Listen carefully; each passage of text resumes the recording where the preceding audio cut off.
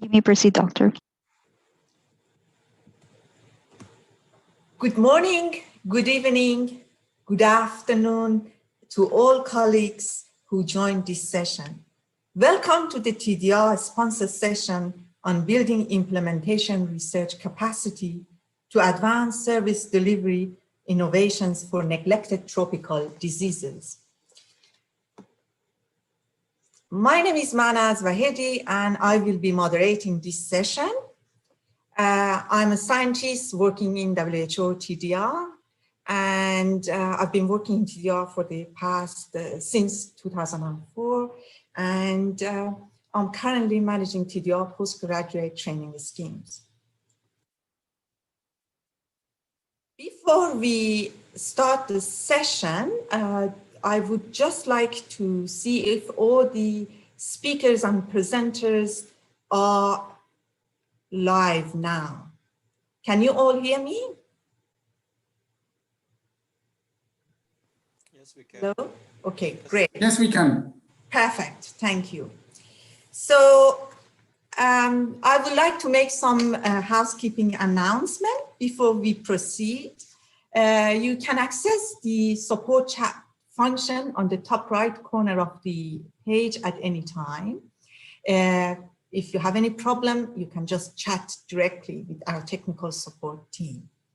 There will be a question and answer at the end of the session, and you would be able to send your question in the live Q&A section next to the screen addressing the speakers by name. For the best user experience of the virtual conference, please view the session in full screen. This session will be available to view the next tomorrow and will remain available for the next 2 weeks after this conference. And of course, it's available for those who registered for the conference. Please adjust your browser zoom ratio to around 67 to 70% and play the session in full screen by selecting the enlarge icon on top right of the session window. The agenda of the session includes 4 presentations by different colleagues. The first presenter, Dr. Pascal Lonard, will give an overview of TDR work on research capacity strengthening and with a focus on implementation research. The next 2 speakers, Dr. Yodi Mahendrahatta and Dr. Phyllis Dako Jayeke, will give you an example of some of the works that they've been doing in different regions of WHO in terms of strengthening the implementation research capacities. And the last speaker, Dr. Mike Penkunas, who will give you an overview of the recent work that he's been doing on designing the next generation of the implementation research training for learners in the low and middle income settings. We will have the question and answer at the end. And please, as I mentioned earlier, feel free to send your question and we try to address them as much as we can. Without further ado, I would like to present the first speaker, Dr. Pascal Lonard. Dr. Lonard is a scientist in TDR. He holds MD and PhD from France, and he worked for more than 15 years with the Institut Pasteur International Network, including in Paris, in Senegal, and in French Guyana. And his main research areas were on immunology of the leishmaniasis, leprosy, tuberculosis, and Buruli ulcer. He joined TDR in 2003. He is working in TDR's research capacity strengthening team as a training manager. He is also professor ad honorem at University of Lausanne. Without further ado, I let Pascal to come on board. Just give me a second.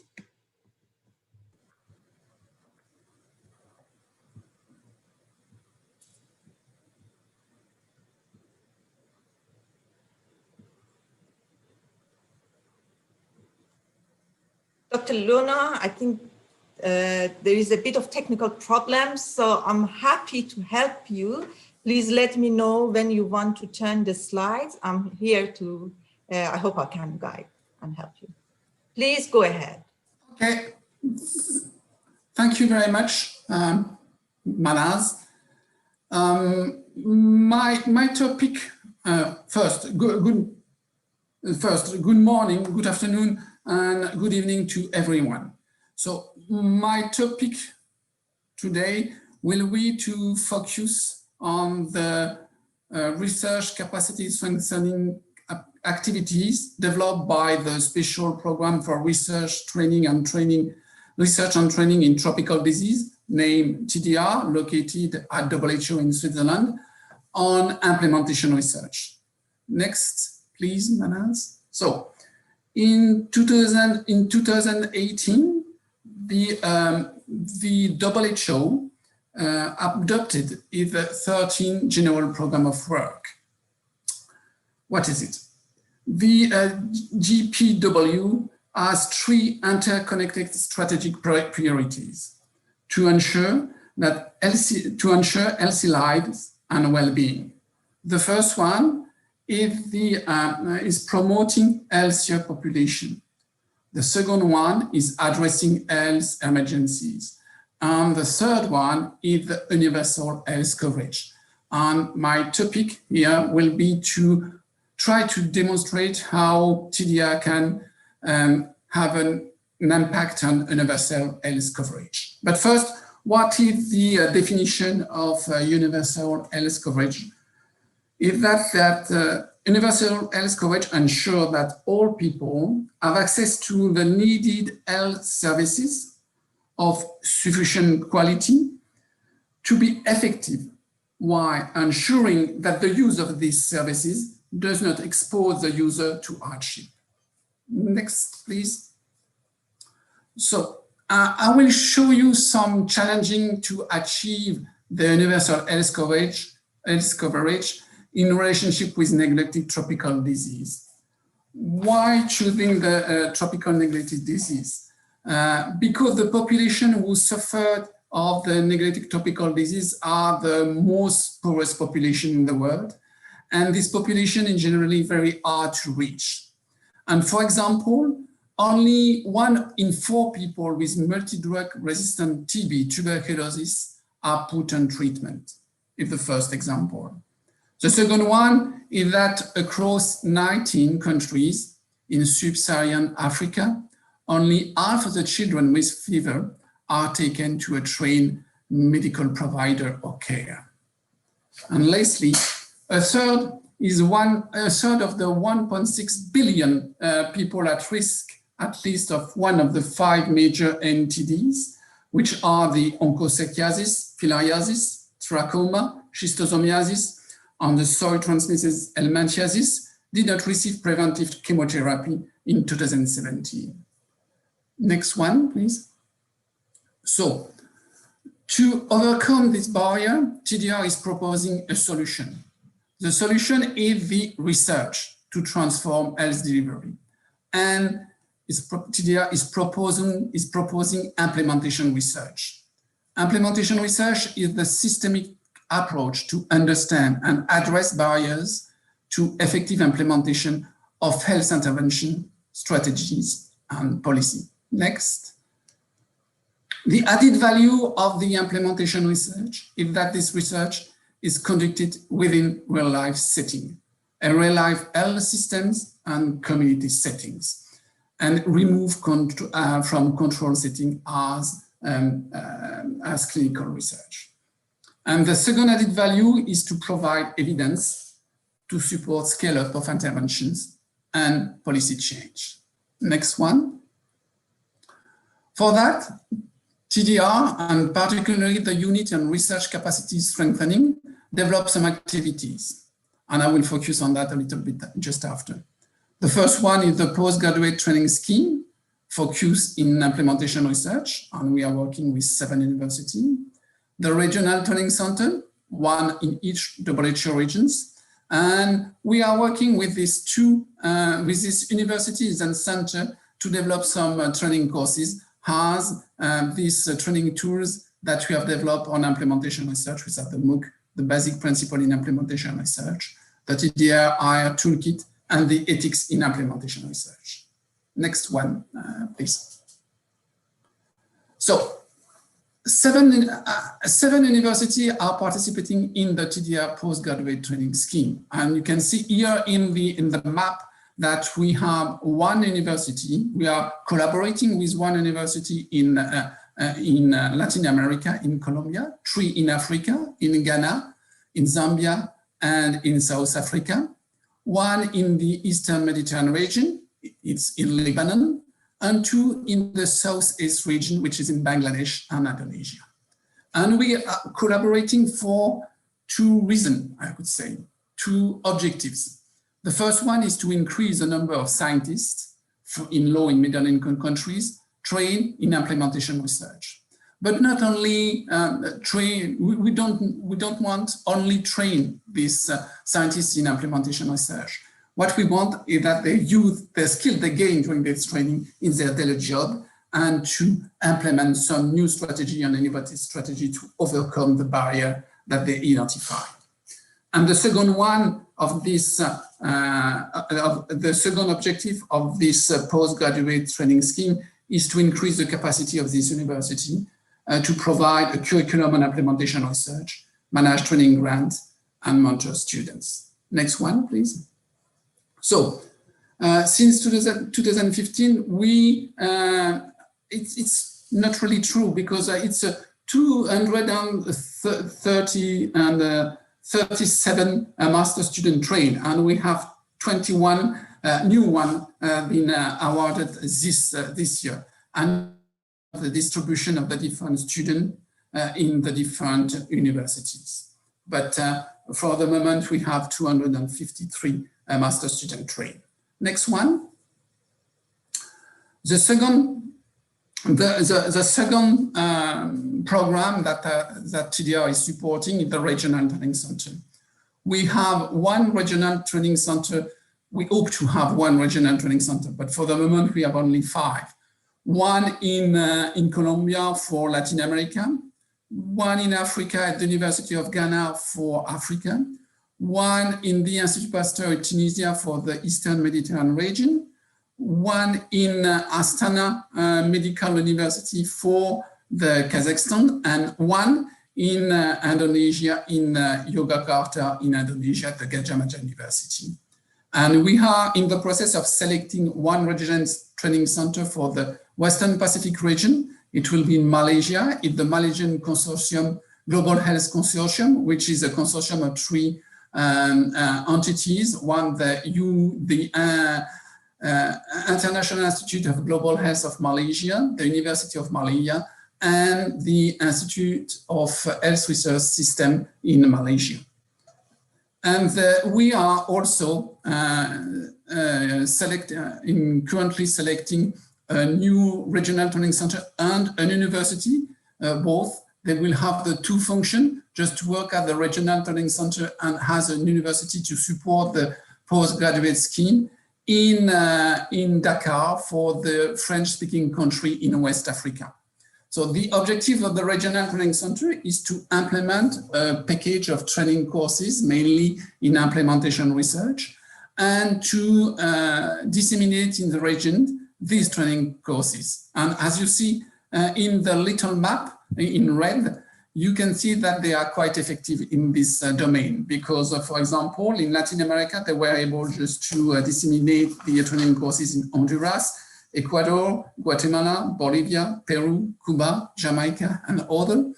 In Africa, they were able just to disseminate these courses in Kenya, Nigeria, and Mozambique. In Southeast Asia, in Nepal, India, and Myanmar, and in Europe, a lot of countries like Uzbekistan, Azerbaijan, Kyrgyzstan, Georgia, Ukraine, and even in the Kazakh states of the Russian Federation. Next, please.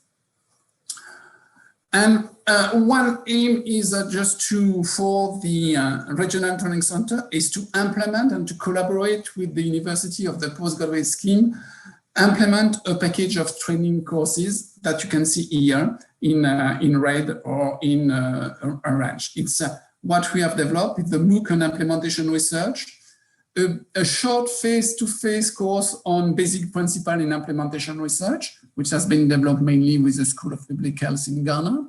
We have a TDR toolkit on implementation research, a course on ethics in implementation research, and to finalize the result, a guidance in publication in implementation research. It's not really a course, it's more a guidance. Next one, please.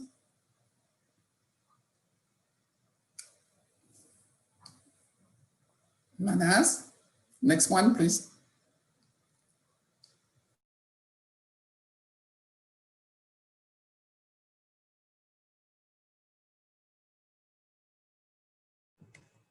I have turned the slides. Can you see the new slide? Hello? Pascal Hello? is muted. Yes. Can you hear us? Yeah, because I was cut. Yes. Can you see this slide? Yeah, I can see. So I will give some words about the different training tools that we develop. The first one is a massive open online course on implementation research with a focus on infectious disease of poverty. It's constructed in 5 modules, and this module addresses how to identify challenges or various health settings, develop a new strategy or intervention, and develop and specify an implementation research question and to design a robust project. It's now available in English, French, and Spanish. It will be available in Russian, Chinese, and Arabic at the beginning of 2021. And since 2018, we had 15,000 participants from 116 countries. And you can see here a quote from one participant of this MOOC. Next one, please. The second one is the Implementation Research Training Toolkit, which is also available online. It's 7 nonlinear modules, which the objective of this course is to understand implementation research, but the mainly is to develop a proposal on implementation research with strong research methods and data management. But not only a proposal development, there are some tips and there are some advice how to plan and conduct an implementation research. It's available in French and in English, and it's only virtual. Next one, please.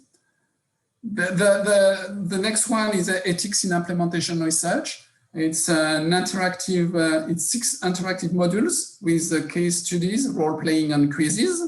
And it's focused on ethical issue, not only in planning, but also in conducting implementation research, but also during after the implementation, the period that we call post-implementation.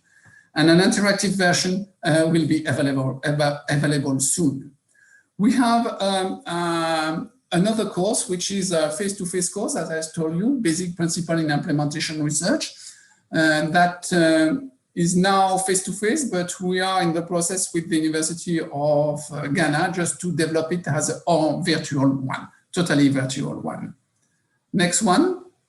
So as I told you at the beginning, the TDR, the objective of this TDR is to transform the health delivery, to use the research and particularly to use the implementation research to transform and to implement new and innovative delivery to transform health delivery.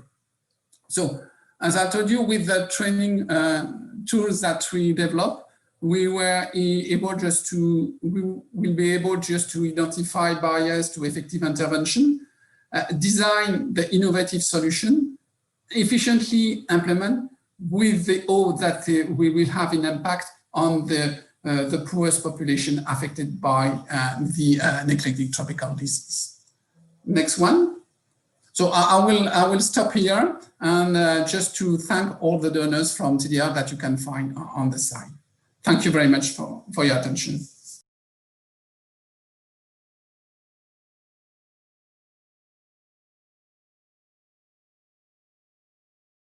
You're muted, Manas. Great. Thank you so much, Pascal, for the brief overview of some of the research capacity strengthening activities that currently TDR is doing in the area of implementation research. As you have all noticed, we try to ensure regional equity and also language equity by also trying to move from English-speaking activity to French and other languages. So before I, let me share my screen again.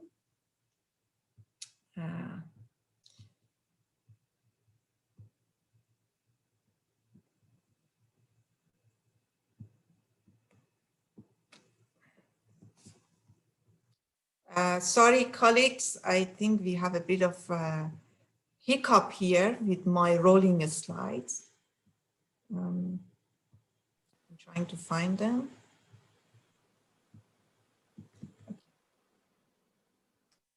Can you see my screen now? Perfect, thank you. So as you have noticed, as I mentioned, there are a lot of activities happening right now. So our next speaker will actually share with us some of the lessons learned from University of GADJAHN on building implementation research capacity through postgraduate schemes that Dr. Luna has just mentioned. Dr. Yodi Mahendrahatta is the Vice Dean for Research and Development at Faculty of Medicine, Public Health and Nursing at University of GADJAHN. Dr. Yodi is a medical doctor by training, and he obtained a master in international health from Institute of Tropical Medicine, Charité Medical Faculty in Berlin, Germany. Dr. Mahendrahatta completed his doctorate in medical science at Institute of Tropical Medicine, Antwerp, Belgium, and Ghent University in Belgium. He's currently leading the TDR supported regional training center in Southeast Asia. He had led development of national strategy for implementation research, national strategy for tuberculosis control, and country proposal to the Global Fund to fight AIDS, TB, and malaria. His research interests are in the field of global health, implementation science, disease control, health policy, and health program management. He has authored and co-authored numerous peer-reviewed articles which are published in international journals. Without further ado, I give the floor to Dr. Yodi Mahendrahatta. Thank you, Dr. Fahedi. Let me share my screen. Can you see my screen okay? Yes. Okay, so hello everyone. Let me take you to Indonesia, to our campus in Gadjah Mada University to meet our students. So here they are. As you can see, this is an example of one of the batch of students that we had. And if you look at this picture, you see that it covers quite a broad range of countries within the regions. We also even had some exchange students from Europe. Now, that bodes well in terms of the equity in the geographical coverage of the region. But also, what's interesting here to note is that majority of our students are actually female. So it's also bodes well in terms of gender equity, which is something important also for implementation research, especially for disease control, where we often face or have challenges in terms of gender. Now, so these are our students. Now, just to show you where do they come from in more details, here you see the breakdown of the countries. So we have about 13 countries covered by now, mostly predominantly by students from Nepal and also from Indonesia, also Bangladesh and Timor-Leste. And so we hope to cover other countries in the regions in the coming batches. Now, where are our students now? So since we've had this since 2015, we have already quite a few alumni, and we're quite proud of our alumni. Many of them have moved up the ladder of their careers. For example, here you see Tyron from the Philippines. He's now working in WHO regional office for Europe, so working for international agency. Another example, we see Kinley from Bhutan, who is now working for the Royal Center for Disease Control for the Ministry of Health, and she's now at the front line in this fight against COVID-19. Another example, we also have quite a few alumni who continues to do their PhD program. So here, for example, you see Basan Yoshi from Nepal, who got a scholarship from France, and he's now doing his PhD at Bordeaux. And there are also a few alumni who then opted to go into academia because they are very passionate about research. So for example, here are alumni Lutfi from Indonesia, who's now a junior lecturer in our university. And there is many more, but these are just to give you an idea, flavor of where our alumni post-graduation. Now, we're also quite proud of the outcomes of our students in terms of their thesis work. So here you see, for example, our illustrations of thesis work which have been published in international reputable journals. Here, for example, some theses have been published in PLOS ONE, BMC Public Health, American Journal of Tropical Medicine and Hygiene, BMC Health Service Research, BMC Public Health, and so forth. Now, we fully realize that the primary goal of IR is not scientific publications. It's about improving implementations, but still, we feel that the solution that we propose must be based on credible research, implementation research. So having it published is actually a recognition, a validation that the research which has been done by the students are scientifically sound, are methodologically rigorous. Yeah?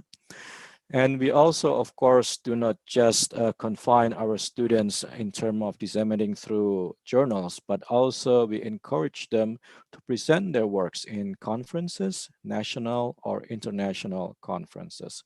So here you see, for example, our students presenting in the Joint International Tropical Medicine meeting in Bangkok in 2018. So the journal publications, the conference presentation is a recognition, is a statement that the thesis work are of considerable quality and also of relevance. And we feel that's an important feature of our program. Now, how did we get there? How did we make sure that the thesis work are as relevant and also as good as possible? There are several elements that we put in place to get there. The first thing which we think is very critical and very important feature of our program is that we make sure that the students actually conduct thesis in their own home country. So even though they go to Indonesia for classes, but when it comes to the thesis, they have to go back to their home country because that's what we expect them to do when they graduate from our program. We want them to go back. We want them to contribute, to be able to resolve implementation issues in their home country. And to do that, it's useful to already start while you're doing your thesis, that you already built your network, that you already start to have an exercise of how to resolve implementation issues in your own context. So that's the importance of doing thesis field work in your own home country. And here you see example, for example, Tilak, our student from Bangladesh, doing an FGD of the community.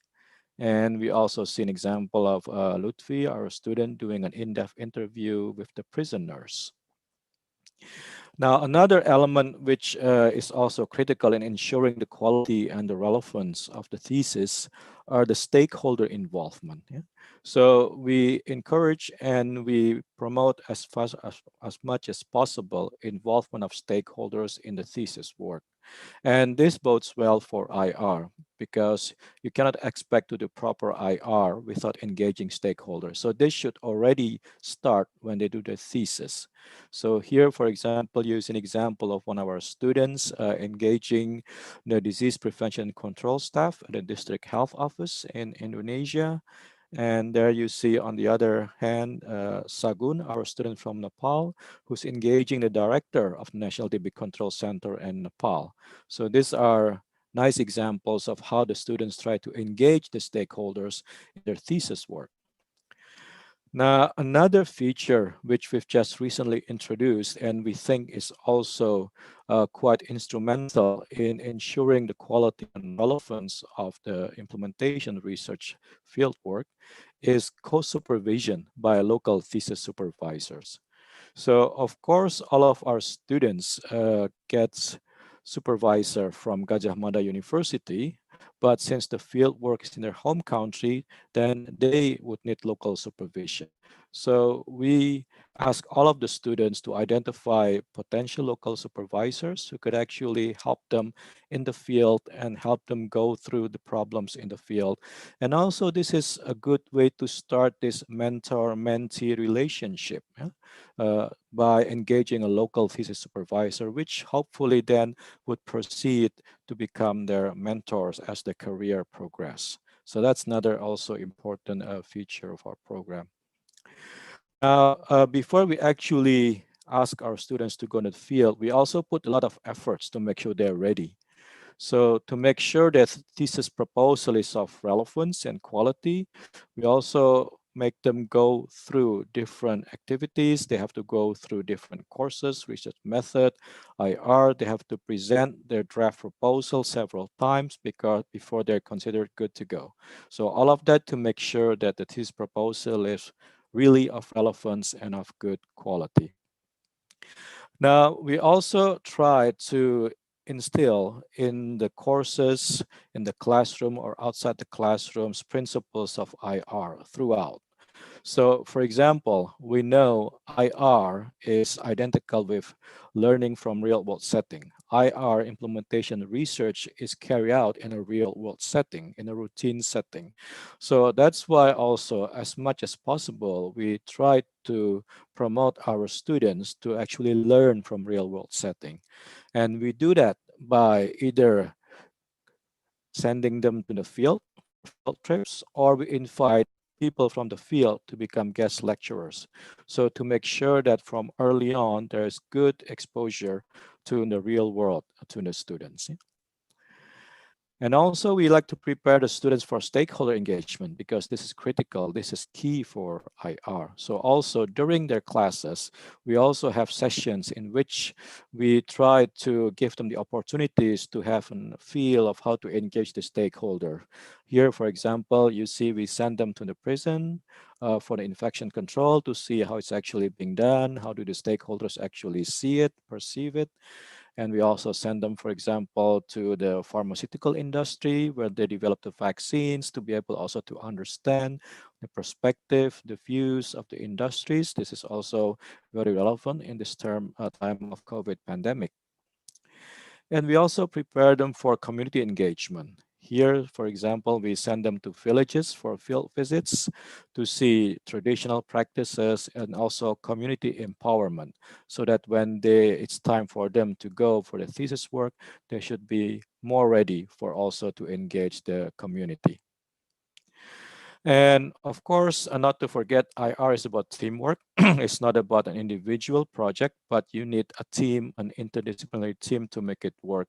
So that's why also from the first day they arrive in campus until they graduate, our students are engaged in a lot of teamwork exercises, be it academic or non-academic, as you can see here, dancing as a team, but also playing competitive game as a team, which also prepared them for better teamwork.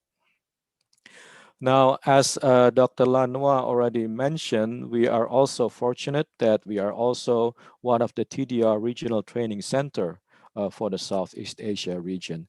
And that gives the students opportunities to follow additional trainings, regional trainings, which also are useful for their career. So for example, they follow trainings on good clinical practice, so they can also be engaged in clinical trials, but they also follow courses on training on good health research practices. Now, all of those which I've mentioned are mostly taking place before the pandemic. Now, things completely changed since March 2020 when COVID-19 hits Indonesia and our campus has to close down. So we had to do a lot of changes. So all of the teaching and learning have been shifted now into online learning, mostly via video conferences. But we're also investing for future online courses by developing online modules and electronic media to facilitate asynchronous learning. Our students are now at the phase of their thesis work. So we recognize that there are challenges of doing field work. So we also developed several options for them to do the thesis as an alternative. So for example, they could conduct primary data collection remotely, do FGD or in-depth interview via Zoom, for example. They could also conduct secondary data analysis of tropical disease control, complemented by qualitative data conducted remotely. Or they can conduct a systematic review of IR on tropical diseases. So these are different options to make sure that they can still proceed if they have challenges of actually doing their field work during this pandemic. And of course, it's beyond just academic aspect, but we also have to make sure that they are safe and healthy. So we also coordinate with the Gajah Mada University COVID-19 task force to make sure that all efforts are coordinated in terms of ensuring their safety and well-being, including provision of daily needs and psychological supports during quarantine.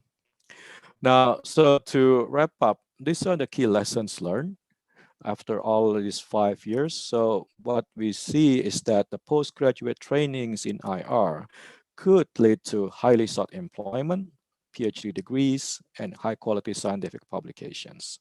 That's well documented. And then the in-country thesis is critical, and it builds on stakeholder engagement and co-supervised by local supervisors.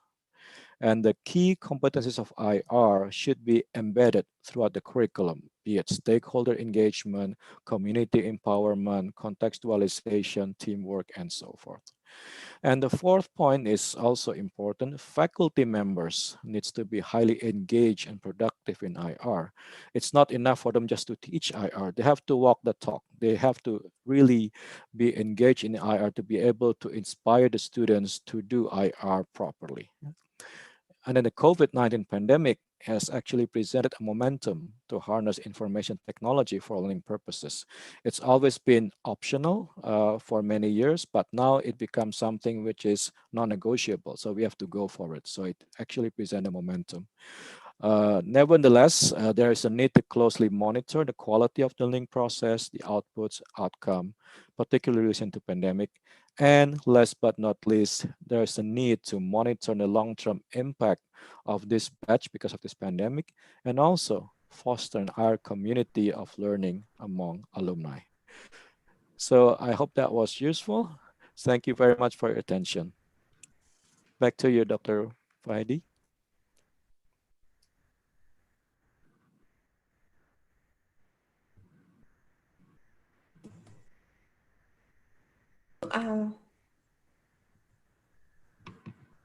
Thank you, Dr. Yodi.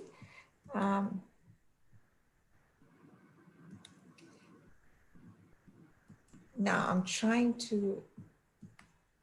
So, dear colleagues, I hope that now you got some more idea about what we doing in Southeast Asia. Now I would like to go all the way to Sub-Saharan Africa. So our next speaker is Dr. Phyllis GADJAHN, who is a senior lecturer and head for the Department of Social and Behavioral Science, School of Public Health, College of Health Science, University of Ghana. Phyllis has extensive experience in teaching, research, and provision of extension services in public health. Her passion has been in specialized areas, including implementation research, gender and health, women's health in Sub-Saharan Africa, maternal and child health, and aging and health, HIV and AIDS. Phyllis has a PhD in communication studies with a specialized health communications. Dr. Phyllis GADJAHN leads several TDR-sponsored projects that seeks to strengthen health research capacity, especially in implementation research across the African sub-region. She is the principal investigator for the WHO TDR Regional Training Center for the African region, as well as the network of the SCAPIR, Strengthening Capacity in Implementation Research. So I give the floor now to Dr. Phyllis GADJAHN to talk a little bit more about the strengthening implementation research capacity in Ghana, which is also a postgraduate training center and regional training center in West Africa. Phyllis, the floor is yours. Thank you, Manaz.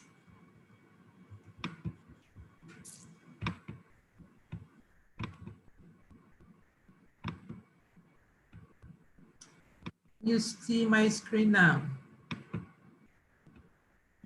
Yes, we do. Okay, thank you very much. Hello, I bring you greetings from Accra, Ghana. My name is Phyllis GADJAHN, as has been mentioned, from the University of Ghana School of Public Health. The University of Ghana School of Public Health is glad to be sharing our contributions towards implementation research strengthening across Africa, which is one of many efforts that are being supported by WHO TDR. So the Regional Training Center that is being supported by WHO TDR in the Afro region was established in the year 2014. And we work a model that obviously we cannot implement all the short courses trainings that are part of TDR's portfolio of courses across Africa. So we work with a model that we identify different training institutions across Africa who support the dissemination of the short courses in the region. Again, in the year 2015, the University of Ghana School of Public Health, again, was selected to host TDR postgraduate scheme. The scheme offers full academic scholarship. For us, it is a one-year scholarship for students for them to pursue either an MSc or a Master of Public Health, a few PhDs with a key focus on implementation research. And at this moment, I would also want to mention that when we talk about implementation research, yes, all these activities are supposed to help us to identify or better understand all the barriers that impede successful implementation of efficacious tools within different subpopulations. And these barriers, you would all agree with me, are very prevalent within the African region. A lot has been said by Dr. Lonua in terms of the TDR portfolio of implementation research training tools. Just to mention that we also drive the back or use a lot of the training tools that have been developed by TDR already.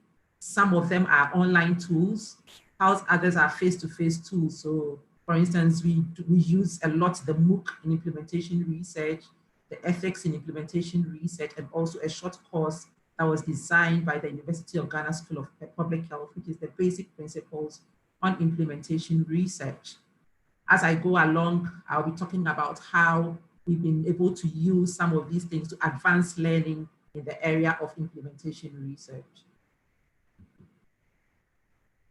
So who have we trained so far, especially when we are looking at the Regional Training Center in the area of implementation research, capacity building? Two areas of focus or two tools that I want to focus here on this slide. Since the year 2016 up to 2020, we've trained a number of people in basic principles of implementation research. And we have also trained a few in ethics of implementation research, using just this geographical map to show the distribution of our reach in terms of the numbers of people or number of people who have been reached through the principles of implementation research and also the ethics in implementation research. What this map simply tells is where we are located as an institution, so in West Africa. So we see that we have a profound reach when you are looking at West Africa. So Ghana, Nigeria, Burkina Faso, Mali, all these countries have been reached. Again, some other institutions that we network with, not necessarily in West Africa, but also in East Africa and also the southern part of Africa, also indicates the reach or the spread as we have on this map. So we, for instance, collaborate with University of Nairobi, University of Zambia, and as you can see the display, which means that we are trying hard to reach other countries. Wherever you see that is blank or white, which means that we have a lot of work in the next coming years. We'll have to reach those countries with our training tools as well. Apart from the face-to-face training tools, we also facilitate the IR MOOC that has been developed by WHO TDR again. Using this chart to display or to show the numbers of people that we have reached. Unlike the face-to-face tools, with the MOOC, we are able to reach a large number of people at a time. So in 2018, we were fortunate enough to run the MOOC, one session of MOOC. What you can see is just numbers of women and numbers of men that are being reached. And in 2018, we reached over 1,500 people with the MOOC. And in 2019, we had 2 sessions of the MOOC, and with these sessions, we were able to reach over 2,200 participants across the continent. I would also want to mention here that usually whenever we are running these courses, there are a few people who show interest from different kinds of continents and become part of the sessions, but they will not be large and will not be more than the number of people that are trained from the African continent. So we are also, we also host the postgraduate training scheme at the University of Ghana. That's the TDR postgraduate training scheme. And again, using this map to display our reach in terms of distribution, where are our students coming from? As mentioned earlier on, they are offered a full academic year of scholarship that pays everything, tuition, accommodation, and everything for them. Since all the years that we have actually implemented, 5 cohorts have been part. So 2015, 5 cohorts have been part of this. And these are the numbers that we see, again, with heavy prominence when we look at West Africa, East Africa, and also a little bit from southern part of Africa. But again, just indicating wherever we are located. So this is where our students are coming from. So what have we learned? What are the lessons learned? For us in the University of Ghana, we want to split our lessons learned into 2 basic areas. Because we've had the opportunity to develop the training tools, would want to talk about the development of the training tools separately. And then with my next slide, I also want to focus on the delivery of courses. As you can see on this slide, a lot of our learnings have been shared in this publication. That's a capacity building for implementation research, methodology for advancing health research and practice. And you can read some more. I would only be giving an overview in terms of some of the lessons that have been learned. The first lesson that I want to talk about is what to offer. We had the opportunity to develop this short course starting from the year 2015. And the question was, what should be our target, or in terms of the content, what were we going to deliver? We know that implementation research is a growing field, which means that at each point in time, we have people who need the basic skills, individuals who need the intermediate skills, and those who also need the advanced level of skills. As a growing field, we had to learn quickly that it was very important for us to capture people at the bottom, that is at the basic and intermediate levels. So that is where we are providing the skills currently. The training tools developed actually focus its content on the basic and also the intermediate. Again, the next question was who to target, who to come in to train. Implementation research, for those of us who appreciate it, is a multidisciplinary area. And as a multidisciplinary area, it means that there are different kinds of people or groups of professionals that are interested in implementation research, be it academia, implementers, and public policy makers. The question was whether to train them exclusively so that when you are having a training for academics, it's just for academics. At that point in time, we realized that that would not be too useful for us to go ahead with. So we targeted everybody. So our trainings usually would bring in implementers, will bring in policymakers, and also will bring in academics. We did this and the learning has been rich. Why? Because a lot of the times whenever you have implementers as part of these training activities, they have a lot of learnings to share, and their learnings become very good examples for others who appreciate implementation research less, for them to also pick some concepts and lessons from those sessions. The next one is the mode of training. It is a face-to-face course, as has been mentioned earlier on. And the COVID-19 situation is teaching us a lot at this point in time, because for this year, it's been difficult for us to run the face-to-face trainings. And so we've realized that there is the need for us to redesign, as Dr. Lonwa mentioned, to redesign this as a virtual course. However, we also want to mention that as a virtual course, it's not just going to be like the book, which focuses on large numbers. For this, we are still considering a design that will increase contact hours, that will increase support that we give to individuals for them to come up with their learnings and also understand how they can actually develop their own proposals in the area of implementation research. The next lesson in the area of duration, that's the number of days that we bring people in. Initially, this Principles of Implementation Research short course was designed as a 5-day short course, but we learned quickly that 5 days was too long for us to bring in implementers and policymakers, for us to pull them away from their desks to come to us for 5 days. So we redesigned the course, obviously after feedback from them, after piloting, into a 3.5-day to a 4-day, depending on the context and where we are offering the course. The language barrier has been big for us, Ghana. So this course is developed and it's in English mainly. But as a country, we are sandwiched by a lot of Francophone countries, which has been very difficult for us to push forward by using this training as a tool for us to reach them. So language barrier has been big, and it's one of the things that we are learning. We know that the MOOC comes in different languages. However, when we look at the continuum of tools that TDR offers, this is also an important area. And moving forward, it's one of the things in terms of language that we'll be considering in the redesigning of this short course. So lessons learned in the area of course delivery.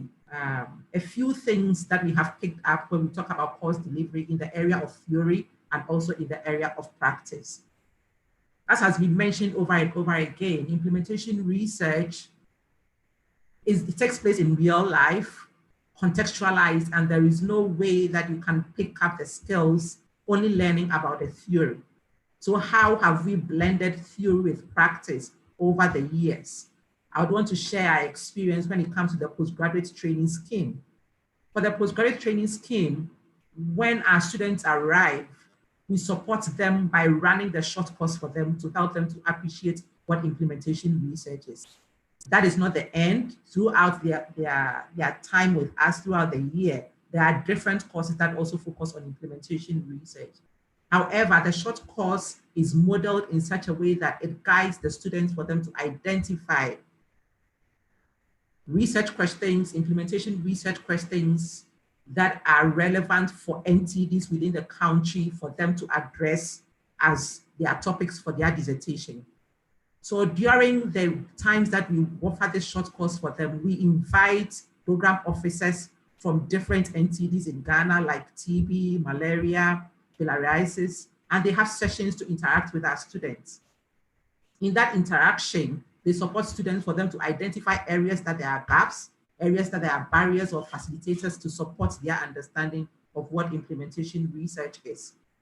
It doesn't end there. They also support the students throughout for them to go to the field for their field work, for their data collection, And that is how we blend theory with practice when it comes to the postgraduate training scheme. For the short courses, we initially designed it and a lot of the focus was in the classroom. Again, we learned that it was difficult for individuals who participate in the short course to appreciate the practice, the doing bit of implementation research.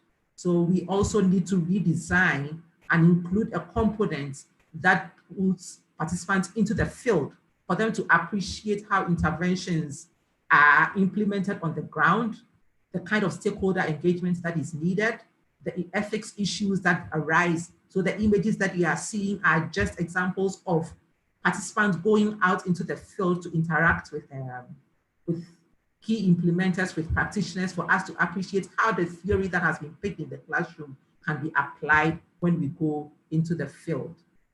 So with the way forward, as I conclude, a few things to touch on. So developing a critical mass, looking at the numbers that we have churned out through the MOOC and also the face-to-face courses. We have a number of them. However, it has become key that we start thinking about, and I think that a few people have mentioned this, that we find out how we can have structures outside of the academic institutions so that it supports their ability to use these skills that they pick out from school or from these trainings. And that is where we are at. How can we think about the next steps of supporting people in ways that they can use the skills that have been picked? Again, with coronavirus, it has become key for us to rethink. So how can we redesign face-to-face models so that they can be offered in a space that we allow, again, for more contact hours, not face-to-face, however, but virtual contact hours to support individuals for them to come up with their own proposals so that they can also implement. The last bit of the way forward that I want to talk about is the quality assurance. For the model that we run with the Regional Training Center, working with different institutions, and again, with students who come in and spend a year with us, how are we supposed to ensure quality? How can we ensure quality so that whoever goes through out of these trainings would have some basic level of competencies that will be appreciable for them to begin implementing or conducting their own implementation research. So moving forward, these are some of the things, the critical mass, how do we integrate them into institutional structures, both within the academic institution, outside the academic institution, how can we redesign face-to-face models, and how can we ensure quality of the products who come through our trainings. I would like to say a big thank you for staying with us, and we are ready for your questions. Thank you. Over to you, Manaz.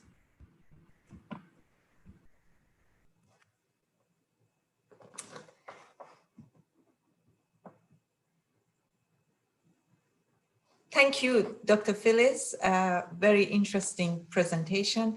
And colleagues, you now have noticed that we have in the centers that we offer both the short courses and also the master programs, there is a kind of integration of the training materials. So those postgraduate students enrolled in our postgraduate training, they also benefit from the short courses being offered to the regional training centers in terms of equipping them from the beginning on understanding the basic knowledge on implementation research through MOOC and also short courses, 3-day or 5-day courses.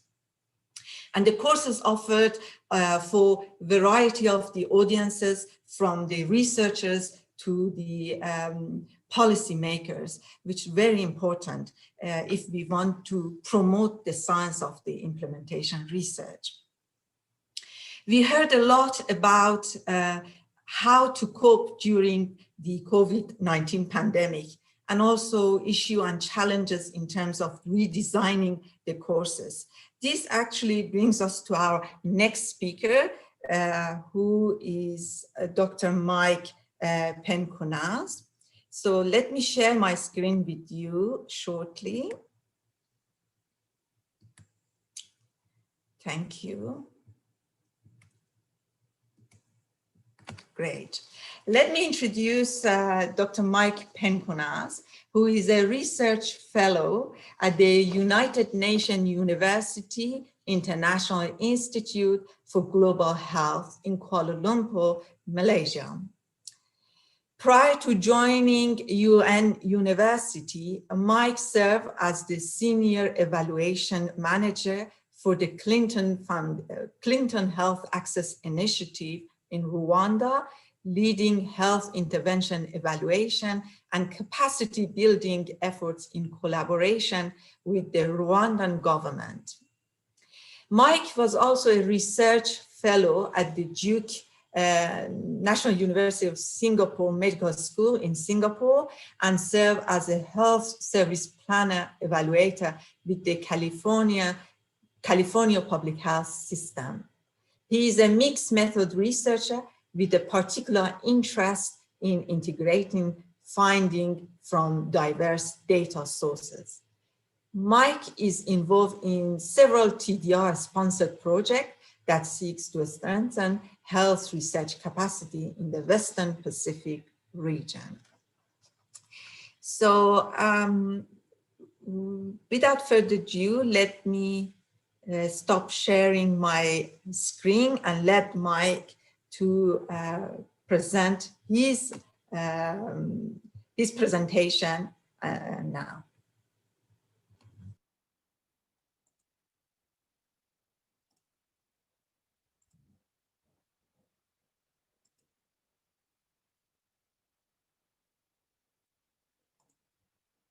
Great, is that visible? Yes, it's perfect. Thank you.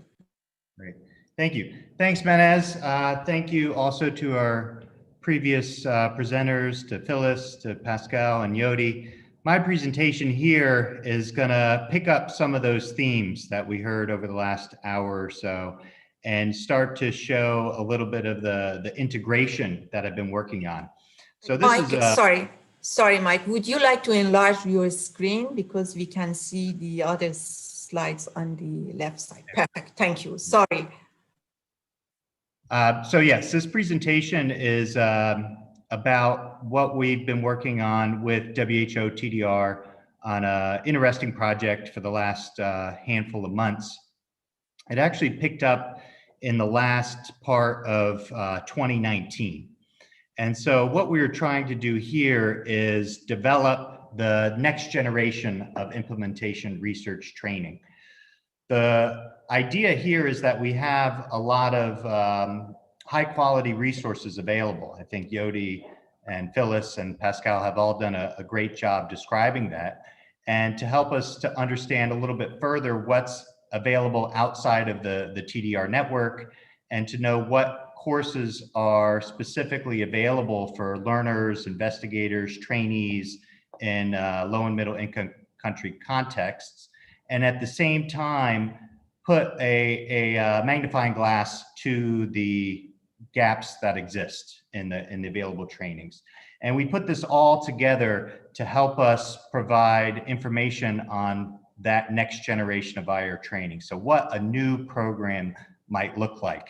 So I'll go over the steps we went through in the next 20, 25 minutes and conclude with a proposal that we're actually looking for feedback from our audience.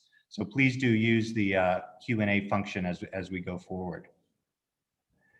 The project started as many projects do with a literature review.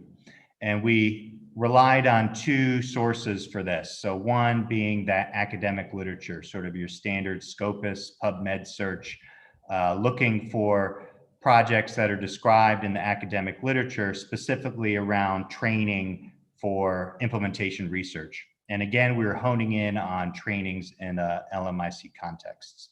We were also conducting a parallel search in Google. So looking for programs that were offered globally, but perhaps are not represented in the academic literature. We know that there's a lot of things that are offered by NGOs or other community organizations, by host governments that don't actually make it into the peer-reviewed literature, but are very high quality in their own rights. So we had these two primary sources looking at the literature. The second step in this particular phase was a series of one-on-one interviews, and these were conducted with individuals who were involved in the design, the planning, and the conduct of the trainings themselves. So we had 10 one-on-one interviews conducted virtually to really try to gather that firsthand perspective, to understand what is happening in the space and what are those gaps that exist for learners, and how might we be able to design the next program to overcome some of these gaps. What did we find here? Well, there's a couple things to highlight. First of all is that there really is a wide range of programs available, and it's a very large spectrum. So on the one end of the spectrum, there's something that is colloquially known as mini courses.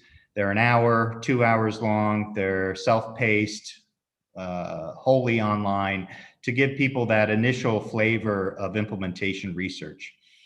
This is really on the most basic side of the spectrum. And then it goes all the way up into the postgraduate degrees, similar to what Yodi and Phyllis were describing, MSCs, MPHs, even PhDs. So we understand that there really is a large range of programs available. And in the middle between those two extremes are postgraduate diplomas, there's certificates, there's workshops, there's boot camps, anything you can name of, and the list is ever growing. You know, by the time we had completed our search, there was already new programs popping up. So this is really one of the findings, is that there's a lot out there, and many of them are high quality. Now, parallel to these didactic courses, there's also offerings in sort of the learning by doing space. And so these can be one-off projects that are hosted by an institute or organization in a country. And in that project, there's a capacity development component. So doing an implementation research study in a particular country. And during that study, the team is gathered and they themselves go through this learning by doing process and are trained in the implementation research methodologies. More formally, there are some learning by doing courses that are embedded in clinical programs, for example. So thinking about a physician going through their clinical training, and as part of their training, they participate in an implementation research study in a hospital or other real world setting. The one thing to highlight here is that the vast majority of these trainings identified were not targeting learners in low and middle income country contexts. To be expected, this is very focused in North America, other courses available throughout Europe and Australia. Now, as part of this overall session, you'll note that there are some very pointed exceptions to this. So WHO TDR really is the leader in training for implementation research investigators in low and middle income country settings. The MOOC has been mentioned, the other online resources, including the IR Toolkit, another example of this. UNICEF has their own programmatic offerings, including these learning by doing programs, as well as the other TDR supported initiatives, including the regional training centers and the TDR supported postgraduate schemes, again, described by Yodi and Phyllis. So this was the main finding of the first phase in this project. And then we moved on to the second phase. So we had our literature review. We had a small handful of individuals participate in one-on-one interviews. And we moved on to our virtual expert dialogue series. So this was originally planned to be an in-person event, a week long in Kuala Lumpur, where we bring together experts to really dissect what's available and start thinking about that next generation. Because of the COVID-19 pandemic over the summer, everything was shifted into a virtual space. But I think we're still able to host a high quality and impactful workshop using the virtual technology that we've all become accustomed to nowadays. So for these virtual workshops, we had approximately 60 participants, and we had representation across 6 continents. So we looked for individuals who were the trainers, again, or those course developers, academics, but also people who took part in the trainings themselves. And we wanted to get a mix of individuals who were part of the TDR network already, as well as those outside the network, to give some fresh ideas, new perspectives. Again, thinking about who's working in the public space, who's working in a not-for-profit space, and even some for-profit private enterprises. And we hosted these dialogues for a few reasons. So the first was to fact-check those assumptions and findings that we came up with through that phase 1 literature review and the initial one-on-one interviews. We also wanted to bring in the voices of training participants themselves. So we made a special effort to get individuals who had participated in the MOOC, for example, to give us their perspectives and help us understand the barriers that they encountered during the training themselves, but also after receiving the training and going back to their home institutions and applying the knowledge they learned. And then we wanted to build on the solutions that we had already started to devise and get some additional input from experts, people in the field who live and work this every day, to again help us design this next generation of training to fill those gaps in which we'd identified. So these virtual workshops were conducted over a series of 2 events, and we hosted each event twice to accommodate the different time zones. So again, in total, about 60 different individuals were able to join us. So what I'm going to do now is talk briefly about the facilitators, followed by some of the barriers that were identified through the 2 phases, that lit review and one-on-one interview phase, followed by the virtual dialogues. So I'll start here with the facilitators. And there was a very rich conversation, and a large number of facilitators were identified and discussed. And I'm just going to highlight 4 here for today's presentation. The first one is around the elevated awareness of implementation research. So there's a common concept that over the past 10 or 15 years, implementation research has really become more popular. One of the reasons for this is a number of high quality journals that have been developed, particularly around implementation research.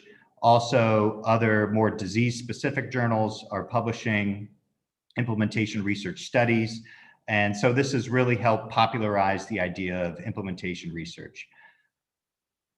Piggybacking on this is the increased appeal of implementation research. Now that it's become more popularized, people can also begin to understand how it works to truly improve the outcomes of interventions that are being enacted in the field. So knowing that there's opportunities to take what has been shown effective in the clinical trials and improve the implementation to again hope to see those benefits out there in the real world settings. Next I have listed here is that implementation research is quote unquote maturing as a systematic field of research. So this is the idea that IR is coming along with new theories, these frameworks, core competencies are being developed.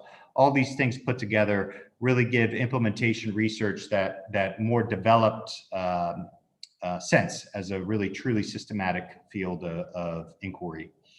And then lastly, I have noted here is the growing library of resources that are available. So again, thinking back to all the courses that have been developed and delivered online, in person, through workshops, through boot camps, through the postgraduate training schemes, from TDR to the broad range of other institutes that host these trainings. Basically, there is a good, solid library of resources that are available. And some of this really is specific to our trainees who are hosted in LMIC contexts. For the reoccurring challenges, again, through our rich discussion, of course, many were identified, and I'm just going to highlight a handful here today for discussion. So the first one is around the course structure and delivery. We know that implementation research is best conducted in a team that consists of researchers, of implementers or program managers themselves, as well as those decision or policy makers, all in a team. But currently, a lot of the trainings are focused on the individual.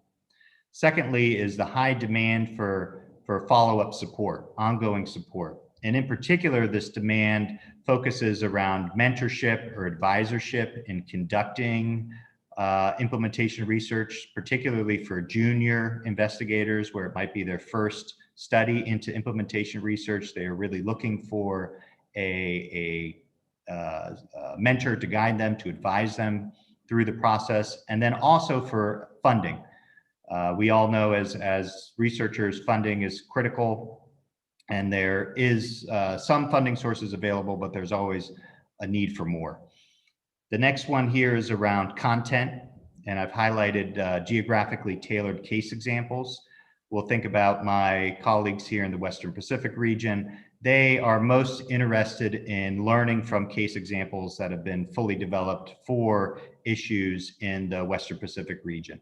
It's something that hasn't quite been fleshed out as much as it could be, and an area that improvements could be made. Next here is around the scope and goals of courses. This is something that Phyllis and Yodi also brought up, and thinking about how different people on the implementation research team can specialize or have some individualized learning pathways. So I'm thinking here about what is important for implementers to know, what is important for policymakers to know, what is important for the researchers to know. Granted, there is some core content that needs to overlap across all individuals, but there are opportunities to develop these more tailored learning pathways. Next, I have listed here is the lack of demand at the institutional level for implementation research expertise. And this comes from our reports that individuals are being trained through, again, these high quality resources, but then going back to their home organizations and realizing that there is not the demand or support that's necessary to really escalate or elevate their careers as implementation researchers. So with that, thinking of those barriers, thinking of those facilitators, we put together some key principles, which we will attempt to build this next generation of training on. The first key principle I've listed here is around team-based learning. Again, thinking about implementation research is best conducted as a team. Can we create a program where the recruitment and training happens at the unit of a team rather than the individual? Next is to look at creating individualized or tailored materials. So these are course materials that are specifically focused on regional examples, but also different content for different learning pathways, thinking about the members of the implementation research team and how they can best benefit from some individualized learning pathways. Next here is to incorporate a stronger learning by doing approach. Yodi did an excellent job talking about the thesis work that happens throughout the TDR supported postgraduate training schemes, but can we build a program that also incorporates something like a small grant so that these trainees who are going through the program have an opportunity to work in their team to actually carry out implementation research program or implementation research study. Then lastly is to think about how our research regional training centers and how our TDR supported postgraduate training schemes can help to fill this mentorship gap and to help facilitate the networking that's so important to researchers, particularly researchers in early stages of their career. So it's these four key principles in which we're beginning to draft our proposed framework. And on this slide, I've put together a visualization of how these key principles may go together in the end. So it's based here around the implementation research team. Again, shifting the focus away from the individual and towards this team. In this first bubble I've included researchers, implementers, decision makers, and even individuals who specialize in monitoring, evaluation, and learning that could potentially make up this implementation research team. So these team members could come from national disease control programs, other public sector organizations within a country, thinking about how to engage some individuals from universities, again, to build a high quality team with the quote unquote right mix of individuals to ensure success for the team. Next here in the blue bubble is around the didactic trainings. And you'll see here I have got 4 individual lines, and these represent the tailored content and learning pathways. So again, going back to different learning pathways for different individuals on the team, and also even going back to Phyllis and Pascal's comments around there's different people in different stages of their career, and how can the content be tailored for individuals who are truly junior researchers versus those who have been in the field for a while and are shifting to implementation research specifically. Also looking at the content specific to different regions where the IR teams are being trained. So thinking again of tailored examples, worked case studies that speak to the implementation research team itself. So these didactic trainings cover what we were discussing earlier in the hour. So thinking about the workshops that are hosted by the regional training centers, also the implementation research MOOC, the toolkit, these online mini courses can all be incorporated into a package of didactic training. Again, thinking about how content can be tailored and individualized to fit the team.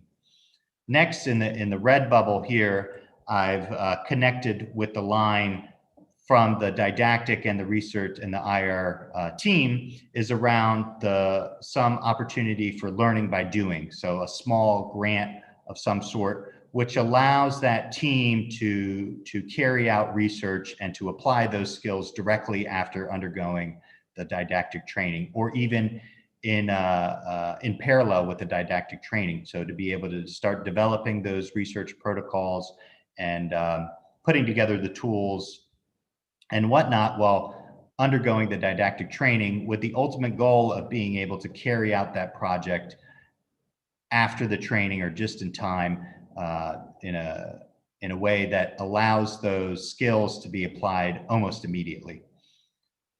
Underpinning all of this is this gray box where I've put the TDR supported regional training centers and the postgraduate training schemes. So we have this really deep well of expertise and knowledge.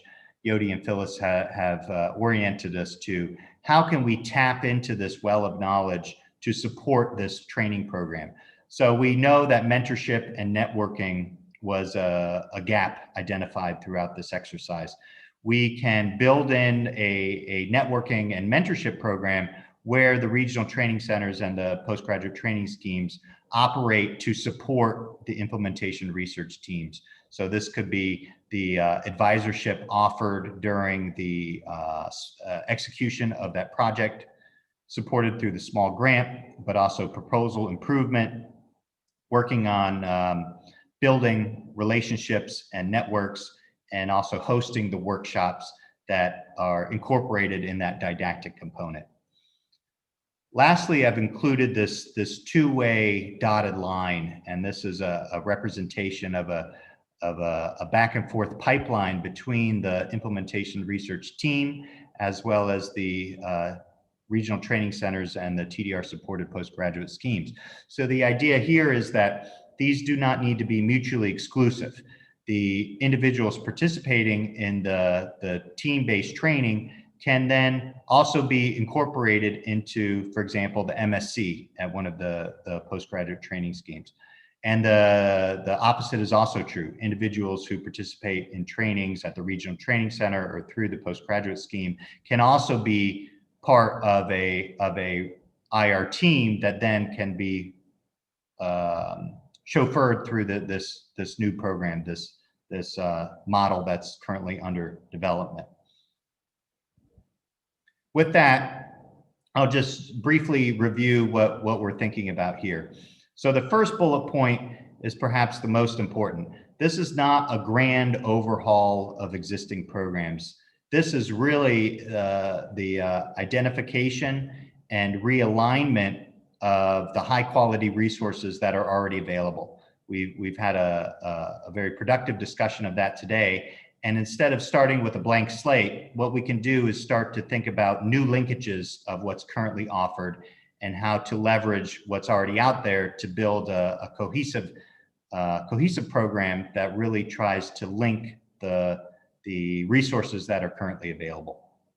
The largest changes are really around the emphasis away, shifting that emphasis away from the individual learning and towards a team-based training model, thinking about the specific content, again, that I mentioned, the tailored content and the learning pathways that could be developed further, thinking about the IR team-based approach too.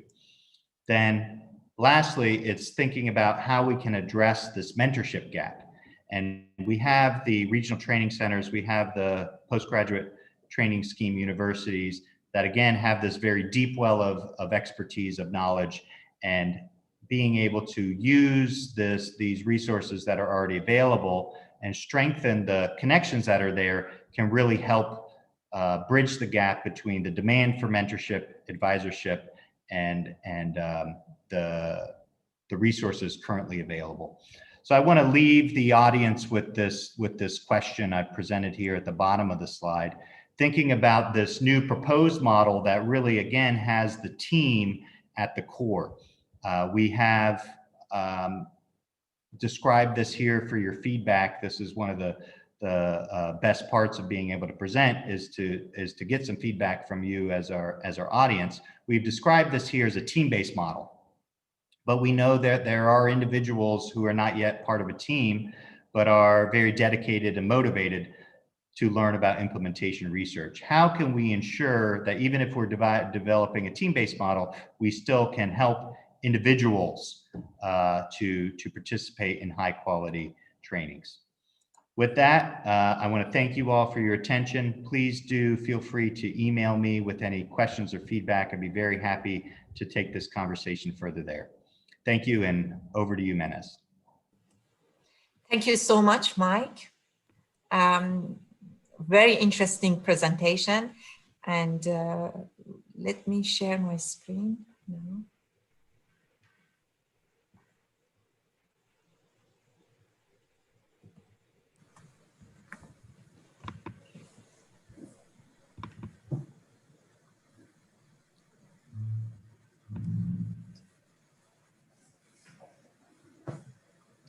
So colleagues, let's see if I can find.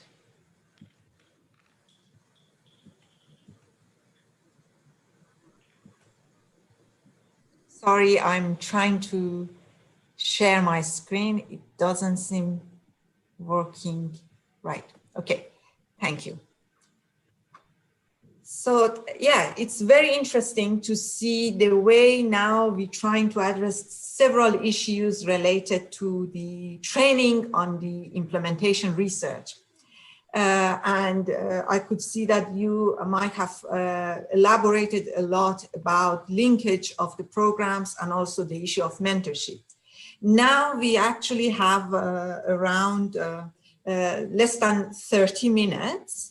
And we are going to have some question and answers. We have received some questions from the audience. And if you allow me, I'm going to actually read them out and then I'll ask the presenters to elaborate on some of the questions. One of them is actually related to your question, your presentation, Mike, because it's the latest issue of the mentorship that you mentioned. Because in implementation research, as you know, is a lot of field work, and in the structured programs such as master program, our PhD program, we do need mentors in the field. And I would like to actually pose this question to Dr. Yodi. to give us some of his experience from perhaps the postgraduate training, that what were some of the challenges that students perhaps faced even before the COVID-19 pandemic in terms of finding the mentors in the field. Okay, can you hear me, Manas? Yes. Okay, so thank you for the question. That's $1 million question because it's a challenge which we are still trying to work on, to be completely honest. I mean, I think we all recognize the importance of mentorship for IR because it's something which is for the long term. This IR capacity building is not something which you can do in a short term, and mentorship is important for that. And well, based on our experience, I mean, we have some success, but also some failures also. It's still quite challenging. What works as for now in our experience is when it's within the same institutions. For example, we had considerable success in mentoring junior researchers within our own institutions because we are engaged and we are in interactions for a longer term. Yeah? So that works much easier if it's within the institutions.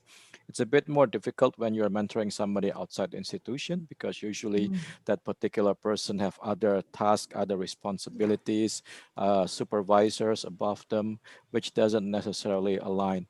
Now, that's why I think it's important, again, as what Mike mentioned, not to treat this IR capacity building as an individual, but more as a team or institution, because that would make it easier also to actually devise a mentorship scheme at an institutional level, at the team level, not at individual level. Because when you try to do it at individual level, there are so many challenges that you cannot get a grasp on because it's beyond the individual. Yeah. But if we do it at the institution or team level, I think many of those challenges can be addressed gradually. Doesn't mean it will be resolved completely, but it will make a lot of progress if we do it in the mentorship scheme, if it's integrated with an institution or a team. I think that would be my response to that. Sure. Thank you. So there's also another question, and I asked Dr. Luna perhaps to respond to that.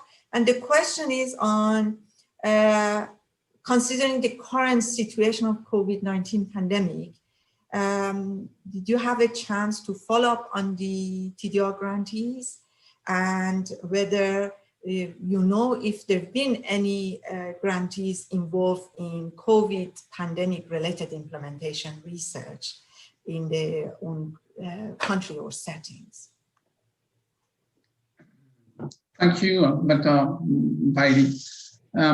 Yes, of course, it's one of challenge during this COVID-19 situation, just to know if the trainees, the TDR trainees use the skill they gain during our training in their daily basis, and particularly in this dramatic period of the COVID-19 situation. So we decided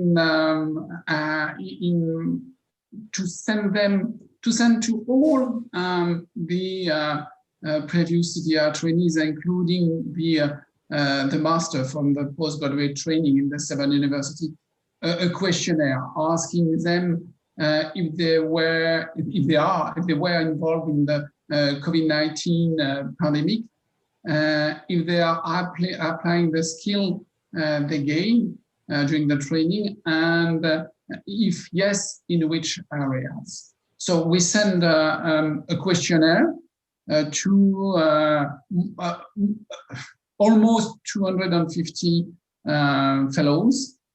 And we have a response which is quite high for me for a questionnaire is 70%, 69% of responses for a questionnaire online. It will be for us. It was really positive, and the response were the following: 45% of the postgraduate training scheme, the master that we trained, were involved in the COVID-19 situation.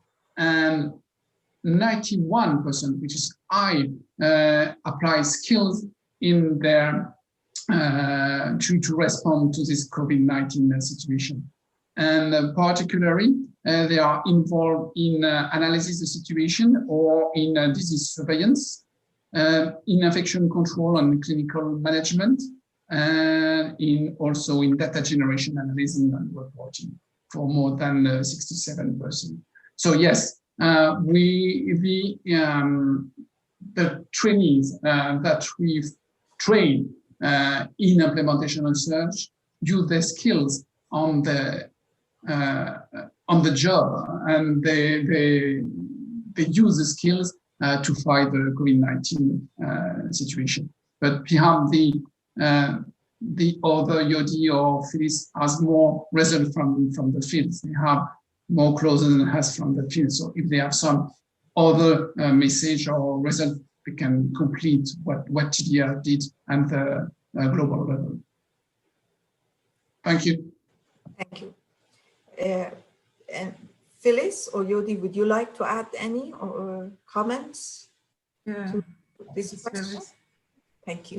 Yeah. So thank you, Manaz, and also Pascal. So just to add on, so as part of the data that you received, I just want to talk about two people specifically from the University of Ghana team. So we had one, Nashira, she is currently a student, and she became part of the contact tracing team that were going out into the communities to identify people. She actually volunteered to be part of this team, especially because she had acquired qualitative research skills that she thought would be useful for her to be on the field while supporting the contact tracing team, also collecting data on how things were being done. And then two, the next one that I want to talk about is one of our PhD students who works currently at Noguchi Memorial Institute of Medical Research. And for those of you who are following the pandemic in Ghana, you know that Noguchi is one of the largest institutions in the country performing the COVID-19 test and leading the control. So these are specific examples that I want to share from our side. Over. Great, thank you. I would also like to add to both Pascal and Phyllis that we also, some of the universities in this TDR postgraduate training scheme, they have actually decided to focus on for the student thesis on the research related to the COVID-19. For instance, Bangladesh, Bangladesh, and also Zambia and WITS as well. So there's a lot of work that is being done right now, trying to address the IR related to the COVID-19. We also have another question which has been posted by one of the audiences. And this question is actually for Dr. Phyllis. Phyllis, can you see the question? Can you read it out, or shall I read it? It's about the IR ethics course. The question is— Yes, I can read it. Perfect, please go ahead. Okay, just a second. So it says, it's from Kwame J, saying, Dr. Jeke, please, what does implementation research ethics entail? Please, do you need an ethics background to do something related to implementation research ethics? So thank you very much, Kwame, for your question. May I go ahead, Dr. Vaidi? Yes, please. Okay, please go ahead. Yes. Okay, so we spoke a little bit about the ethics in implementation research short course. It's a 3-day short course that has been designed by TDR that targets two types of people. One are individuals who sit on ethics boards or committees, and also implementation researchers. So you don't need to have a special understanding of ethics in implementation research before you can enroll in this course. What we want to say is that usually a lot of health researchers are familiar with different kinds of methodologies, especially when we talk about clinical trials, different kinds of methodologies that are done within controlled settings and not the kind of methodology that implementation research promotes. So what we use this course to do is to just orient individuals for them to understand the different kinds of principles that apply when we are talking about ethics within implementation research. Manaz, you want to add something? No, that's fine. Thank you. Okay. Perfect. All right. Thank you, Carmen. Yeah, thank you, Dr. Phyllis. The next question is also for Dr. Pascal Lenoir. And the question is about it's from Dr. Martins. It's asking, could we hear more about how implementation research, operational research, and health policy system research, or even any public health research more broadly can fit together? Okay, quite difficult question. I think internally in TDR and with our collaborators, we have huge discussion on different definition of particularly on the implementation research and operational research. The output is that the operational research correspond to national needs, and implementation research is more to local needs and needs scaling up to region and after the country. But saying that, I think the concept of implementation research and operational research are quite similar, because the goal is to strengthen the health services and to improve the healthcare delivery, as I told you at the beginning. So there is different definition, but the concept are more or less the same. And just to inform you that TDR is also working on what we call operational research, which is the program is named the Structure Operational Research and Training Initiative, which is called SORTIT. I'm pretty sure that some of you already know this acronym. And it came from the fact that the country are not using fully the data they have on their disease program to improve public health, to improve public health. So I think, and we are working with the implementers and the researchers to use this data just to improve this health delivery. So it's more or less a rapid response, but if the other panelists wants to add some comments, please do it.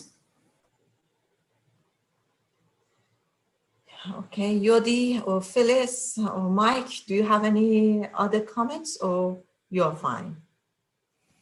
No, we're fine. Okay, great. Thank you, Pascal. We have a question for Mike. It's from Shalini Ahuja, who said that your presentation is saying that it's a great session. I particularly like the framework targeting mentorship, which Mike shared. I work in implementation science in the context of global health.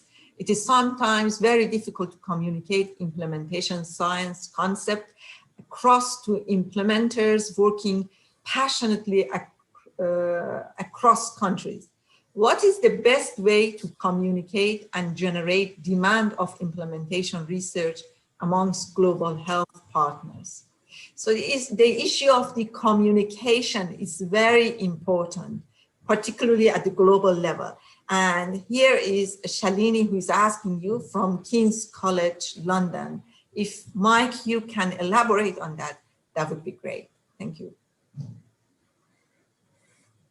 Great, thanks, Inez, and thanks for the question. I think this also goes a little bit into our discussion around stakeholder engagement or community engagement, as the implementers are really part of the community. My initial thoughts I'll give you now, but I'd also be very interested to hear what Yodi, Phyllis, and Pascal have to add to this. But one of the things I found it's quite important is to start some of your discussions around the difference between implementation outcome and what we look at in a lot of our implementation research versus those effectiveness outcomes or the clinical outcomes. So part of the discussion can really be about what we're trying to improve in actuality. So describing adoption and what it means to look at uptake or accessibility or acceptability. Is there a model or evidence-based model that's being approached with fidelity.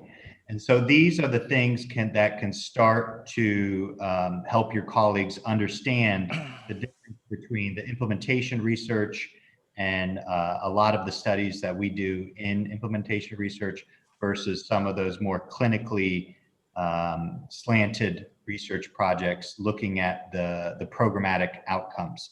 So I think that would be one avenue to take, is to start the conversation around the difference between implementation research and what we're trying to do and measure versus some of the more traditional public health research types. But again, I'd love to hear what the other panelists can add.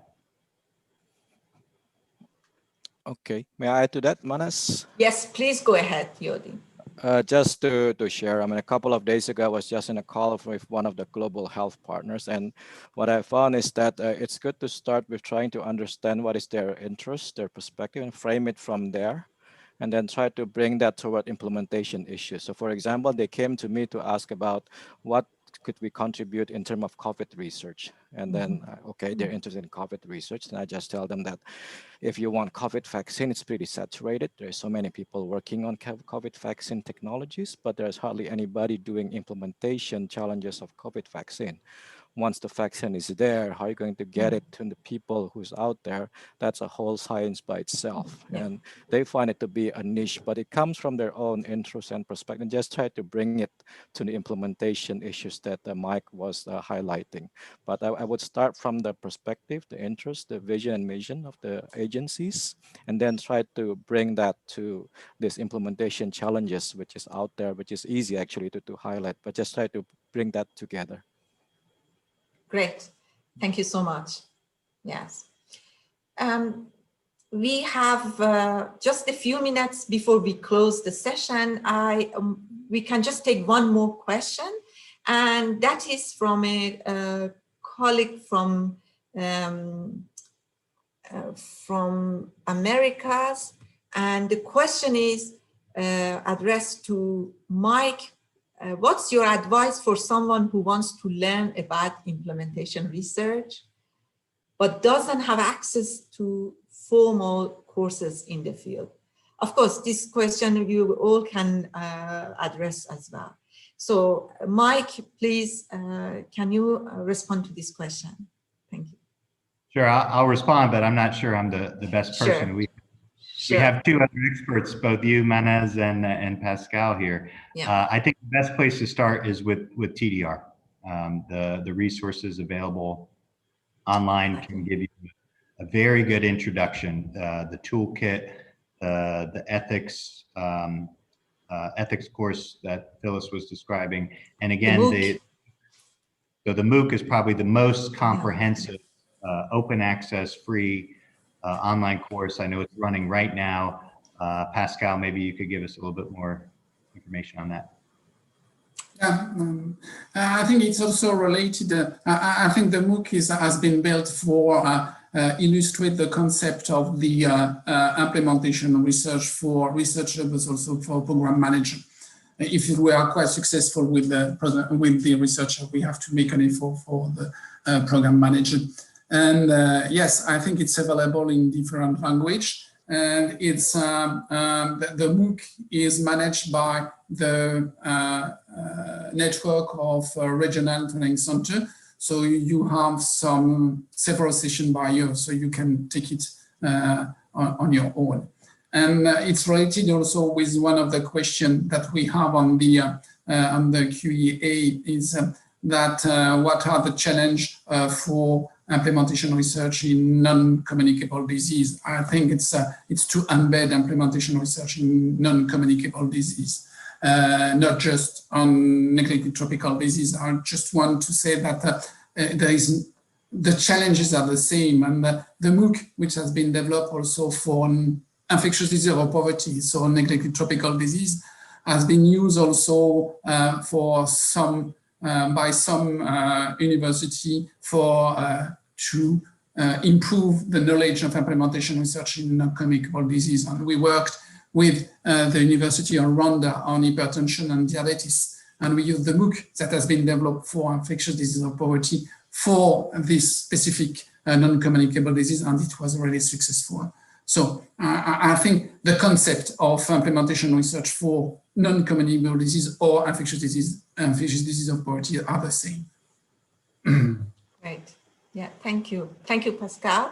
In addition, I would like to also mention that we in TDR have been also working with our regional training center and the postgraduate training programs in collaboration with Johns Hopkins University, developing what we call core competencies framework in implementation research.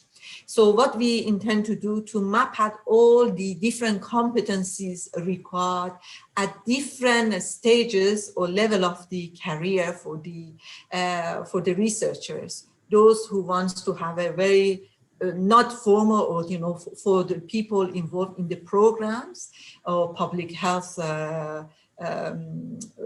colleagues, their competency which are required when we developing the IR courses. However, as we move towards the more senior researchers or the structures, PhD program, master program, there are different competencies required. So now this framework is under development and we should be able to finalize it hopefully by end of this year, which can also guide different institutions when developing the short courses on implementation research. Is there any other questions that I am not seeing on my screen that we need to address, or have we addressed main questions coming from the audience? I think we covered them all. Okay, great. We have, I think. Sorry, Manas, there is one from the YouTube. It's saying that, is there a plan for a PhD program in IR? Right. So in TDR, we started a PhD program in 2015 with a focus on implementation research.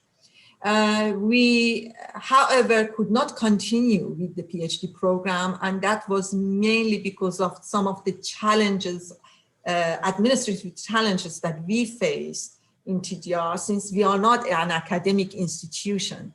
And in terms of dispersing funding and also ensuring that the students have the adequate scholarship for their program.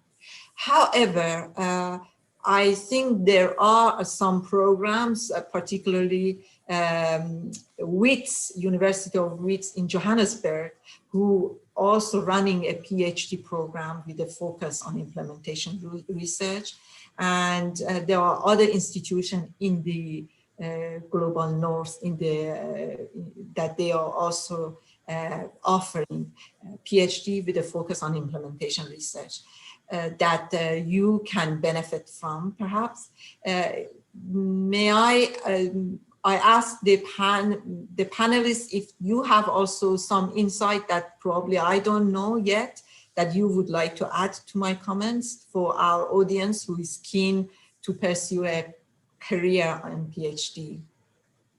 I mean, I can add, we have PhD, we have a generic PhD in public health, but since we have a lot of lecturers, we could supervise implementation research projects. So we do have some PhD students doing implementation research, even though the program itself is not packaged as a PhD in implementation research. The students are free to choose whatever they wish, but in the past 3-4 years, there's a lot of students who wants to do PhD implementation research. So we supervise them to do that without calling it a PhD in implementation research. Great. Thank you so much, Dr. Yodi. I think are there any other comments or suggestion, anything that the panelists would like to add, or otherwise we should wrap up shortly? Yeah. I do want to make one more comment around the upcoming trainings, just that we're also putting some additional focus on gender and intersectionality and how it can overlap and be integrated with implementation research. I think this is a emerging topic in implementation research and something that you'll see a lot more attention over the next few years. Sure.